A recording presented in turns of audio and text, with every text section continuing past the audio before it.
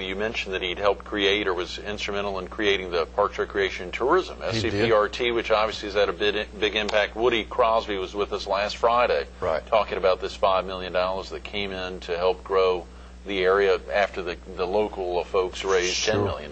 So. Governor McNair combined 3 departments during his administration and created PRT. The reason he did that is he had a Moody's report from Moody's Investors just asking the question nobody ever asked, what's our economic base here? Everybody presumed it was manufacturing and agricultural. And it came back that tourism actually was just a little bit ahead of manufacturing at that time, which in the late 60s with textiles was a big chunk of the economy. So at that point they decided to form PRT and to really get serious about investing in tourism in South Carolina. So he was a very forward-looking governor and just had a great administration, a good run there. That's great. Eddie, you know, we're hearing a lot about athletics at Coastal recently. Surely the excitement of not only football the last 5-6 years, but other sports coming on so strong. What's been the impact of athletics in the area and even on the Coastal Carolina community here? Well, you know, as you well know, growing up in Piedmont of North Carolina, the Carolinas are a big sports area. And this area here is no exception to that. I think football, this is probably a football, baseball county a little more than basketball traditionally, but there's good support here for basketball. But, you know, a lot of athletic directors have a saying, and I think it's true. Athletics is not the most important room in the house, but it's your front porch. And it is what the general public sees about your institution for most people. That's the first thing that attracts them. And we have had a lot of support in this county has come through our athletic program, and eventually, you know, people will be attracted to the athletic program and then make gifts in other areas. So we've had a good impact from that. Athletics has been a very good complement to our academic program here, which is also quite strong at Coastal Carolina University. So we have been blessed with some good things for people to come out and see and read about and hear about in Horry County here on campus with our now football. Baseball is a great sport here. Basketball is heating back up after a few years of not having a lot of success, but we've got Cliff Ellis on board now as our coach. And we're looking for big things there. So the athletic program here at Coastal Carolina is a big part of what we do. And please forgive me for asking about athletics before academics, because obviously they're students before being athletes, and they have to be. But you use that front porch idea, and that I appreciate you mentioned that. What about some of the positive impacts and where academics are heading at Coastal? You guys have been ramping up. We had Dean Lowenstein with us earlier this week, obviously the Dean of the Wall College of Business Administration.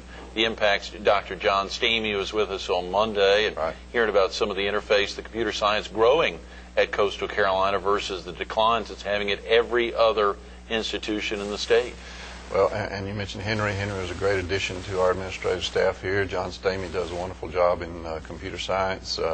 Our computer science graduates are by far the highest paid of any of our, as a group of majors, of any of our other majors on campus.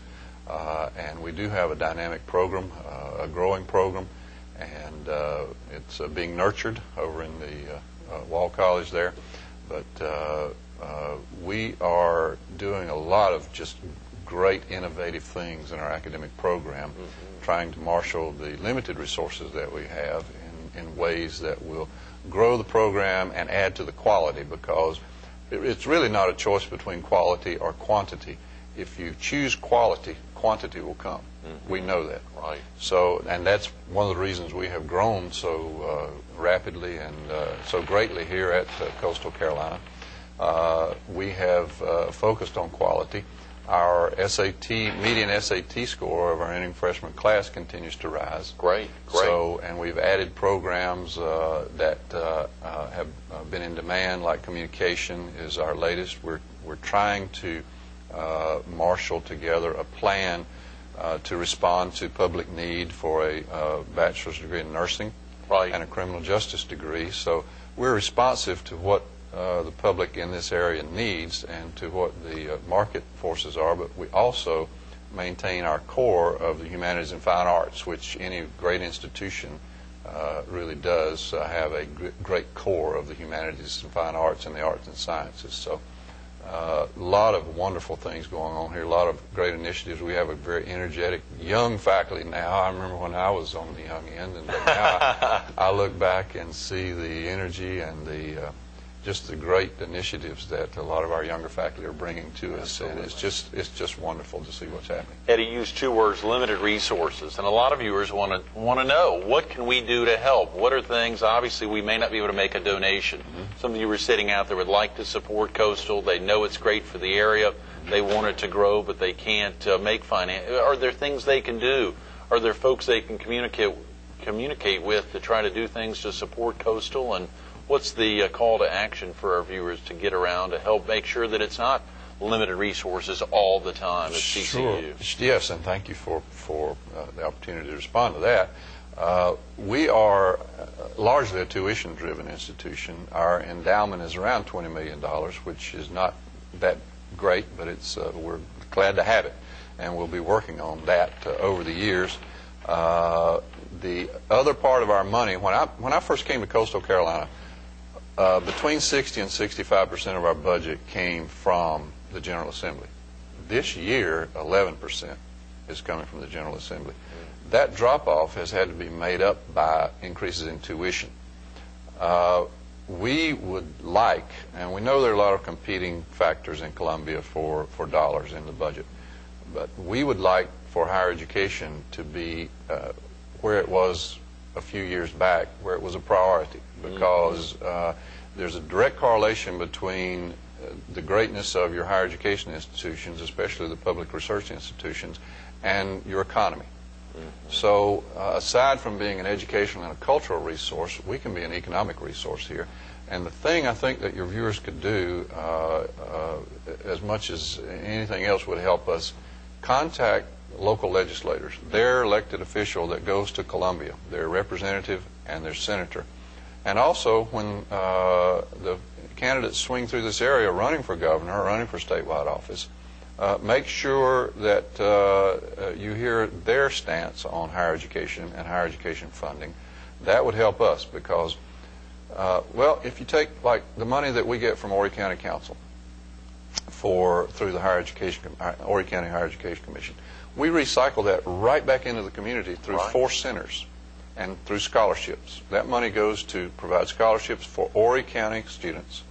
And the 4 centers corresponding to our 4 colleges here, the Center for Economic Development over in the Wall College of Business, the Waccamaw Center for Local Historical Studies in the College of Humanities, the Burroughs and Chapin Center for Marine and Wetland Studies in the College of Science, and the Center for Education and Community in the College of Education.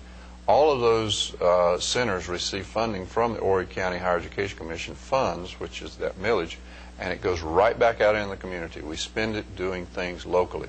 Just to give you an example, the Center for Marine and Wetland Studies does ocean water testing for municipalities and for Horry County down at the beach. Our Waccamaw Center for Historical Studies does local historical studies on the history and culture of Horry County. So, and over in the Wall College of Business, that center helps local businesses, does studies to help promote tourism, any number of things to stir the economy here.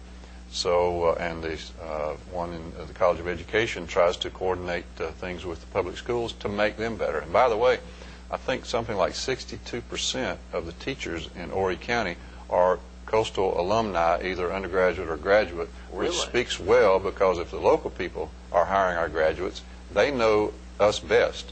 And if they're hiring our graduates, I think that speaks very well for what we're doing here. So, thinking about in that regard, and that is a great point. Thank you for taking the time to answer that. You know, as we think about yourself there 32 years ago and arriving and meeting folks that really had that impact, and even though Augusta was stepping out and being there, being able to play at Augusta National, that same feeling that you got from Singleton and other here arriving, do you feel you all are still providing the same type of excitement for folks that are visiting Oh, very Coastal much for so, the yeah. first time, Yes, I potential think- professoriate and otherwise? Yes, I mean, almost uniformly, when you ask faculty why they came here, they will tell you that the excitement about growth, the excitement about doing innovative things, the people that they meet here are just positive. We have a very positive can-do attitude here, and we have since I've been here, and it predated me. So I think Dick Singleton did a wonderful job of instilling that can-do.